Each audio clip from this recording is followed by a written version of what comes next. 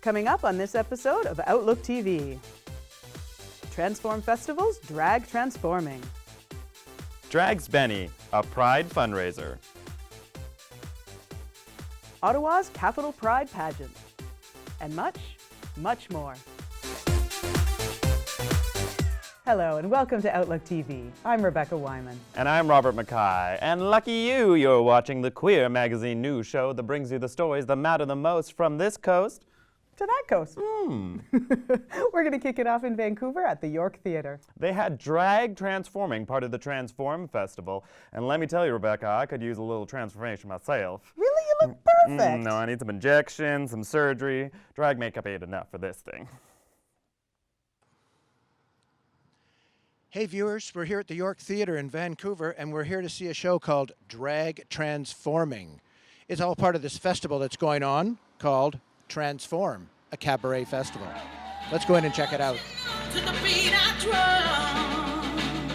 I'm not scared to be seen. I make no. I'm deeply honored. Isolde and Baron and I get to co-host this event, and I was given the task to curate the talents that we're seeing on stage. So I'm really thrilled that I was able to bring many of my colleagues and friends and drag artists who I admire in the city to share one stage for this incredible evening.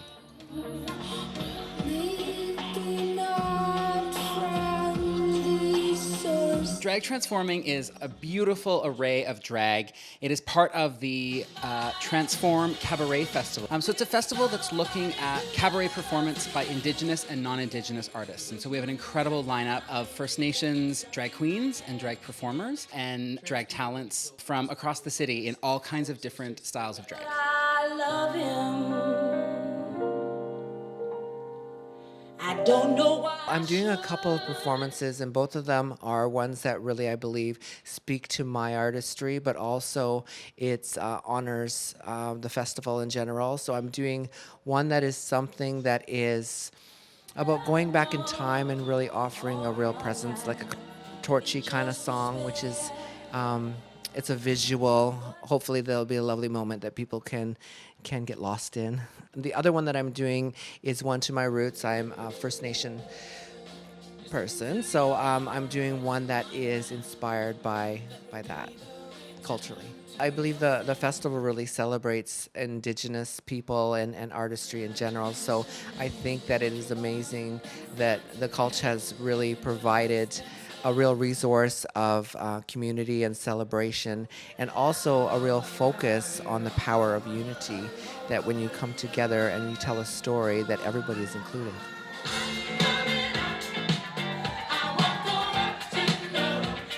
Coco's been around for a while. She doesn't come out very often, but when she does, she's out there to have a good time. She's out to entertain, kind of get people dancing and grooving and kind of feeling the spirit of the night. What would you like the audience to take away from your performance? I want them to leave with a smile. I want them to know that I am here presenting happiness and sunshine and and love. It's all about love.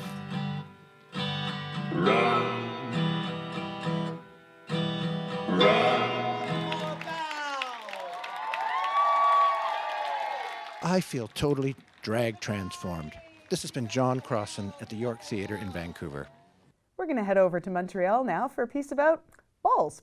Not just any balls, the iconic strings of balls that line the Montreal streets. And it's coming to an end, Rebecca. No. Yes. Well, that's tragic. They're going to have to find something new, something more iconic than balls, and quite frankly, I can't rack my brain for it. More iconic than balls. I can't think of it. Not going to touch that. Let's see what Ollie had to say about that story. Montreal's gay village is a great touristic destination. It's also a really great place to live. It's known for its joie de vivre and also for its arts and culture. We're meeting with Yannick Briet today to talk about its iconic balls by Claude Cormier. Village Montreal is the merchant association. We've got 250 members. That makes us the largest gay village, LGBTQ plus village in the world, actually. Can you tell us a bit about the artist's perspective when he created these iconic balls? 9 years ago, it was all pink. You will remember that. So 180,000 pink balls. the goal was really to put the parameter on the village so people understand that, okay, Montreal Village is this area and we really want people to feel good within that area.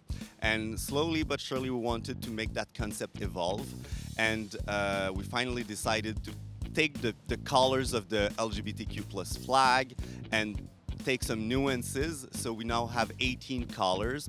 It's 1 kilometer long installation, very iconic, and this year in 2019 it's the last year. So now you're looking for, I guess, the best project for what's to come. What would be your criteria? So the main criteria is to be able to I would say, a wow effect. It's really about the wow effect and make sure that we can promote Montreal, promote in Canada with the same, I would say, intensity that the ball were able to do. And we did not put many criteria because we really want the firms who wanted to propose projects to be able to use their creativity. But really the main criteria is the wow effect. After that, we'll make it happen. Tourists want to walk on the street and see people from Montreal and see how we live our life here and how inclusive we are.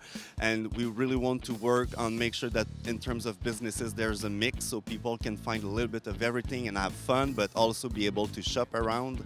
But now moving forward, we really want to be proactive and making sure that LGBTQ plus tourists across the country and around the world know Montreal and put Montreal on their list for their holiday seasons.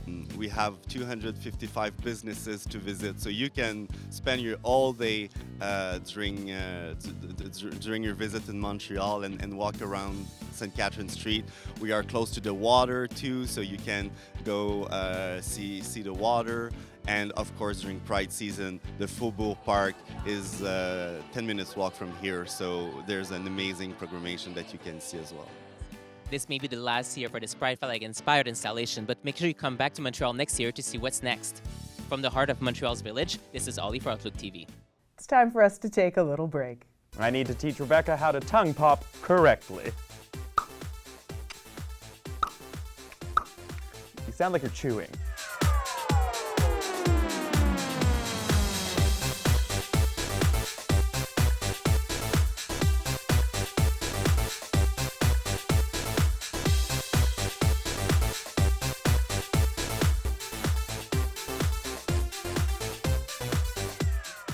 Welcome back. You're watching Outlook TV. Vancouver's Writers' Festival is happening again this year, Rebecca. So you know what that means. Bunch of writers getting to town? Yeah, of course, and they're gathered in dimly lit rooms, hunched over parchment with a quill and inkwell. That's how they do it still, right? No, you haven't been in a while, have you? I don't write. No, okay. Very different. Let's check out what Bill Richardson's been writing about. Hello, we're at the Writers' Fest in Vancouver at Granville Island, and we're going to meet 2 LGBTQ authors. In your book, I Saw 3 Ships. Who are the 3 characters connecting the stories? Gary and Philip and Bonnie. Gary and Philip are gay men. They're partners. That changes over the course of the stories. And Bonnie is Philip's best friend and a rival for Gary's affections. Please tell us about the apartment manager of the Santa Maria and the ghost. Rosellen every Christmas Eve has a rendezvous with the ghost of her predecessor, the previous manager of the apartment building, Jean-Christophe J.C., whom we learn was a kind of mainstay of the leather community. Please read us a short segment about this. Her more than passing interest in her Santa Maria predecessor, long gone but not gone, who manifests out of the ether every Christmas Eve, exuding the potent aroma peculiar to pretty much any gay bar back in the days when disco ruled the earth. Longing plus desperation plus 2 a.m. Age lines already visible in your face in the mirror behind the bar at the Shaggy Horse, the Central, the Royal, the Gandy Dancer, the Love Affair, at celebrities, at numbers, the smell of 1984, the year JC capsized, the year she was launched. Please tell us about your first book, 2 Fathers, 1 Daughter, and the Dream of a Family. Someone from HarperCollins came to my office. I want you to tell the story about your family. And at that moment, my family, it was 2 dads, and we spent like 5 years trying to have my first daughter, in that case, Emma. The tale of the St. Louis figures prominently in your book, The Daughter's Tale. Could you tell us more? The story of the St. Louis, this ocean liner who fled Germany in 1939 with over 900 Jewish refugees, all of them with permit of disembark in Cuba, and they were rejected by Cuba, United States, and Canada. They returned to Europe. Most of them ended in Auschwitz. Listen to my grandmother saying, Cuba is going to pay very dearly for the next 100 years because what they did to the Jewish refugee. But when I was writing The Daughter's Tale, I always write from the point of view of a father. And I remember that I was finished the chapter when my protagonist have to make a terrible decision and decide which daughter she's going to save, which daughter she's going to send in the St. Louis to Cuba. And that's really hard. The original title for the book, The Daughter's Tale in Spanish, is The Forgotten Daughter. So, and then that's the narrative for the whole book. From the Writers' Fest in Granville Island, this is Gary Wolfader for Outlook TV. Well, let's head to Montreal for the Sisters of Perpetual Indulgence chapter there. Oh, Montreal, mon favorite. That was my bad accent. Let's see the story, because Sister Fancy Pants has it. The Sisters of Perpetual Indulgence is a worldwide order of 21st century queer nuns. Today, we're going to meet the Montreal Sisters. Let's go talk to some of the founders and find out how they got started and what they're all about.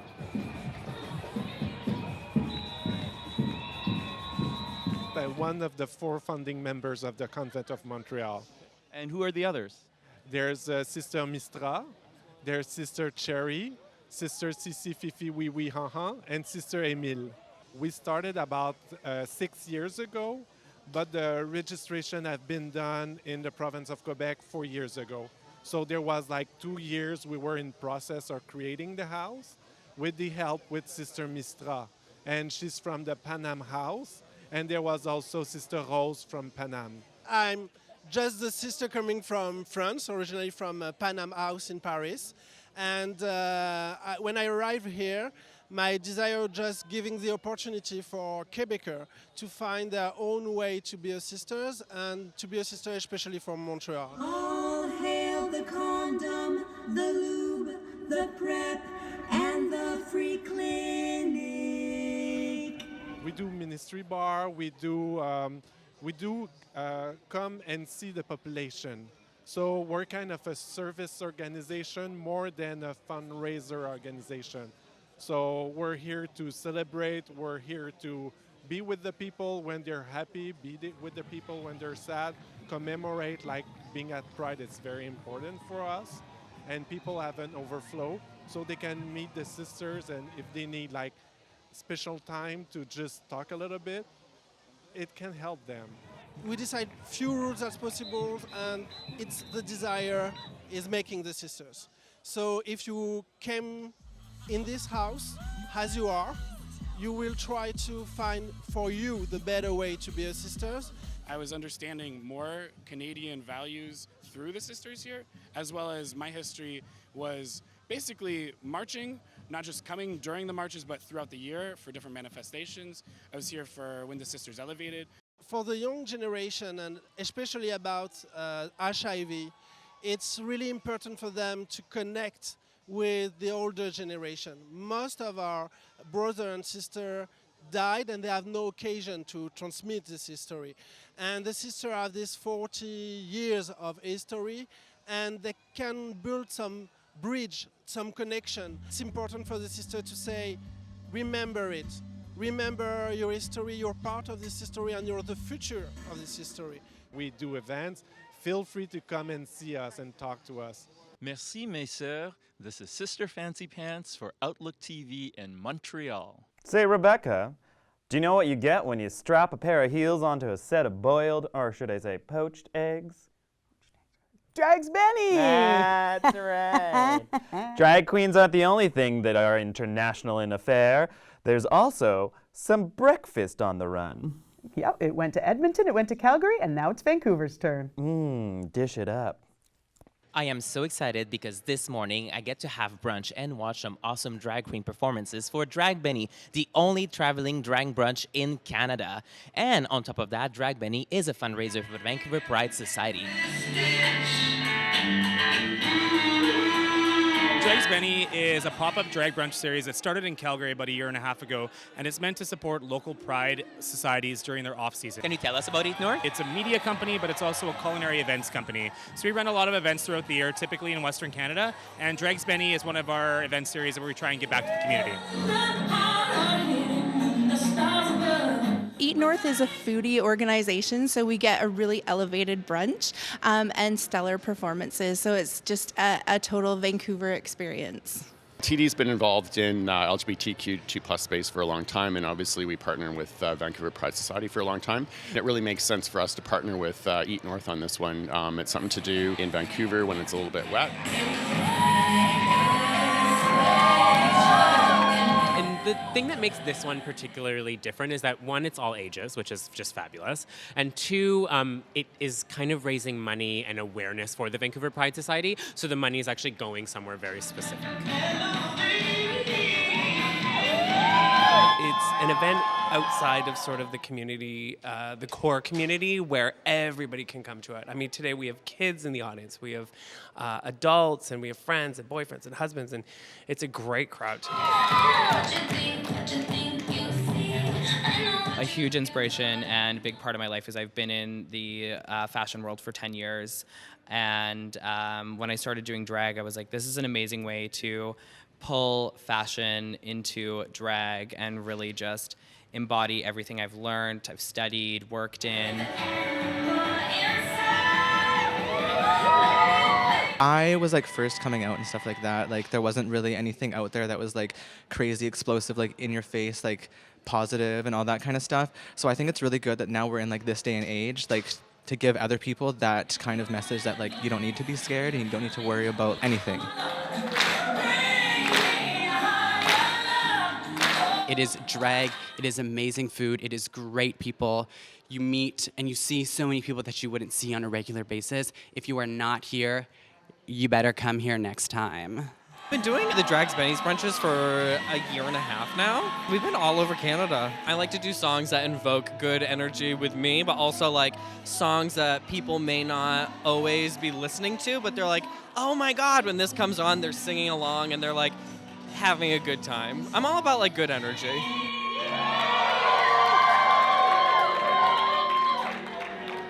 From the Fairmount waterfront in Vancouver, this is Ollie for OutlookTV. We're going to have to take another little break now. All this talk about eating makes me want to go take my diet pills. I don't eat, come on. My name is Cyril Cinder, I'm a drag king, and you're watching OutlookTV. Hi there, I'm Dynasty Star, and you are watching OutlookTV. I'm Ben Dover, and you're watching OutlookTV. Hi, I'm Eltha Kwa, and you're watching OutlookTV.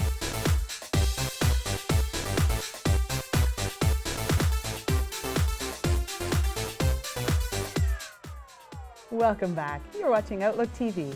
UBC is forming a panel to answer a very pertinent question. Is it time to wave the flag? Is it time to wave the flag? Well, Mark Tewksbury was in attendance to answer that very question. Canada is widely regarded as a leader in LGBTQ equality. Major strides have been made in legislation towards advancing equality, but more needs to be done. That begs the question, is it time to raise the flag? While there have been some important achievements and milestones over the past 50 years, we know that there are many voices, many people who do not feel included in that. One of the themes that I've selected as Lieutenant Governor is equality, inclusion, and diversity in society, and attempting to advance that in all aspects of Canadian society. And so this was really a very nice fit for that.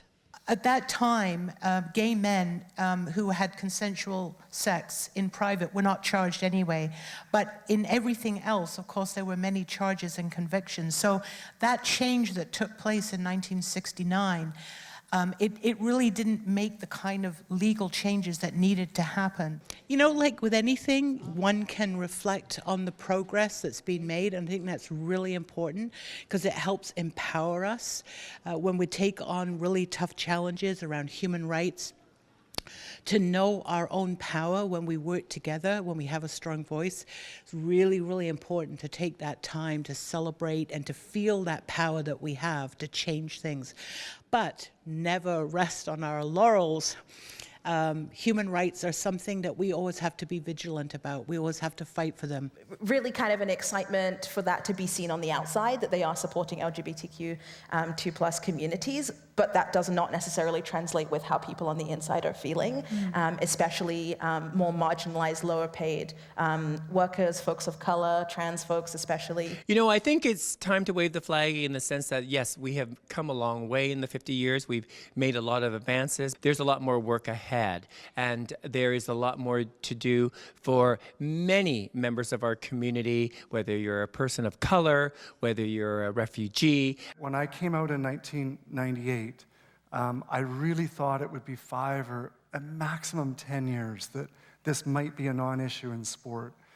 And it took a lot longer than that. Why is there still not an openly gay NHL player in the history of the NHL?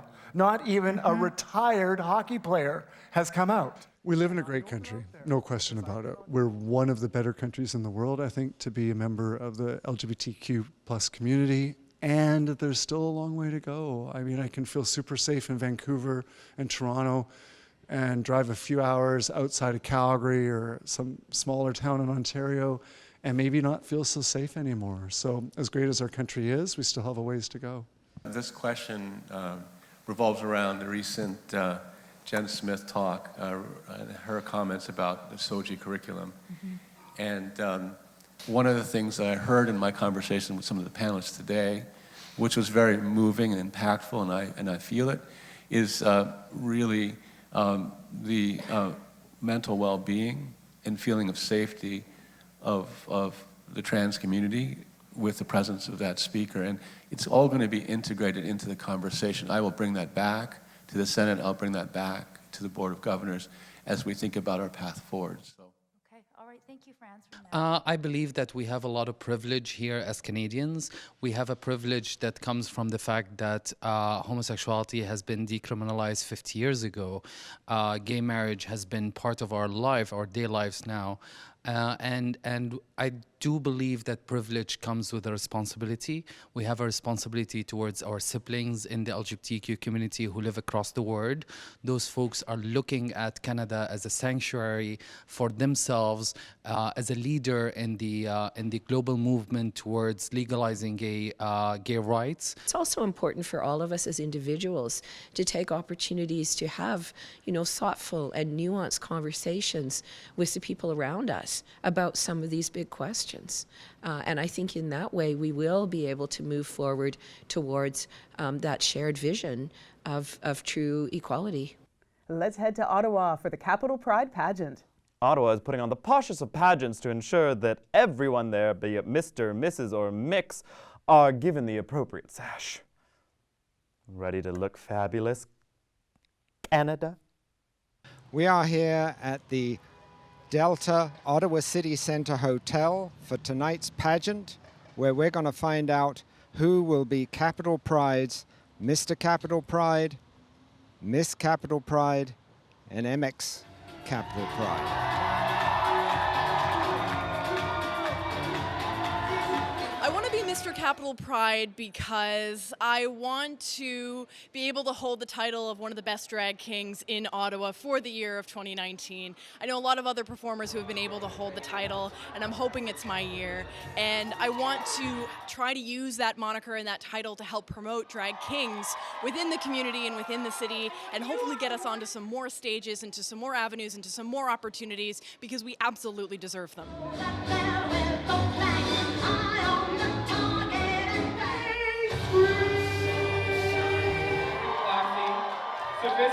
Vendover is known for many versatile looks, so you're going to be seeing a lot more different types of looks, like I'm never the same, so it'll be a great show.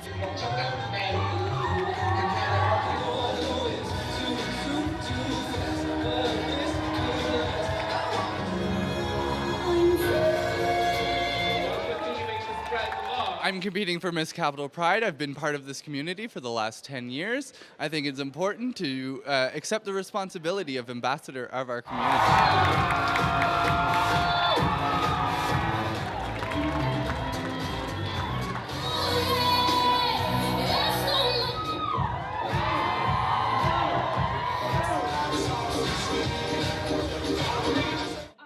First off, I would like to shed a little bit of light on invisible disability.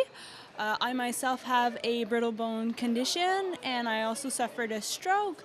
So I want to show, I want to be an example and show people that, with a bit of resilience, everything is possible. I also want to represent lesbians and gender variant folks tonight.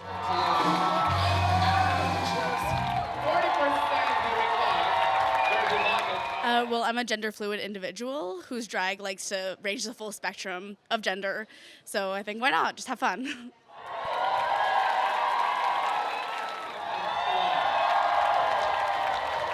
"40 years ago, at around this very time, I won Miss Capital Pride.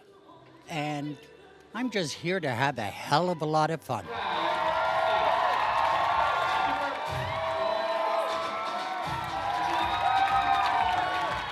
Pride is a protest. What a fabulous pageant. From Ottawa, this is James for Outlook TV. Another episode of Outlook TV has come to an end. No! It's true, but don't worry, we'll be back again before you know it. And in the meantime, you do have the internet. I've never heard of it, but hopefully you have, because supposedly we're on Facebook and Instagram and all the socials. So shoot us an email if you'd like to volunteer with us, or just, wander on by and say hi. Hey.